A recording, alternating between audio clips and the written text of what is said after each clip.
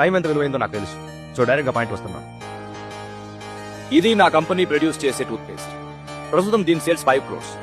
దీన్ని డబుల్ చేయాలి. ఓకే, దీన్ని సేల్స్ డబుల్ చేసే ఐడియా ఇవ్వగలిగితే ప్రాఫిట్ లో 10% ఇస్తాను. 20%. డన్. ఇవ్వలేకపోతే నువ్వు నీ బిజినెస్ ఎత్తేసి నా కంపెనీలో జాయిన్ అవ్వాలి. ఓకే, నీ ఛాలెంజ్ నేను ఒప్పుకుంటున్నాను.